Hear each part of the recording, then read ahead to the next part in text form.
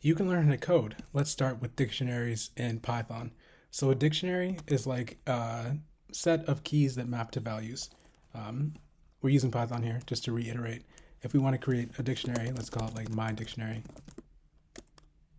Maybe this is not the right word to shorten. Anyway, let's just use uh, this dictionary. We can put keys into it like so. Let's put a key named key in there and have a value of value. Now, if we want to print our dictionary, it should show us the key and the value that we put in. If we wanted to add additional keys, we could do that. Now, you can't add keys that are not hashable, right? So like if you were to create an array like this, 1, 2, 3, and then try to use the array as a key, this would cause an error, unhashable type list. You have to create a hash function for that type, or use something else.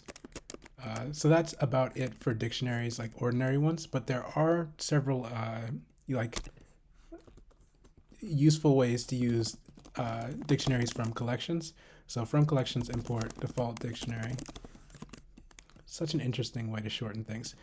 If we want a dictionary with a default value for keys, we can use default dict. And for this, if we put int, I think that defaults to like 0 for the values. So if we try to look for the key or the value for key in my dictionary, in an ordinary dictionary, this would cause an error. But in this dictionary, it just returns 0 because we check and we set a default value first. So like if we change this back to a normal dictionary, it causes an error, a key error. And you can of course use things besides ints. You could use a list. You could use another default dictionary. So like if we used a list, we could just append to our list a 1 and then print out the key, and we should have like a list with one thing in it. Yeah, so that's what we would expect. That's pretty useful. There's a multiset class which people use to count frequencies. Also from collections, it's called counter. So if you wanted to count the frequencies of like letters in an array, or in a string actually, I guess. Let's use like the string whatever.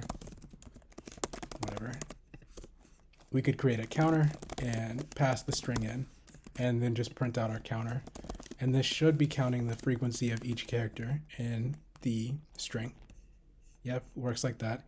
There are a bunch of like methods that you could use for this counter class. I think you can get like the most common letters or whatever your values are, but I often don't use them, so you're gonna have to look that one up on your own. If you have any additional questions about dictionaries, feel free to ask, or if I missed something, that would be useful to know.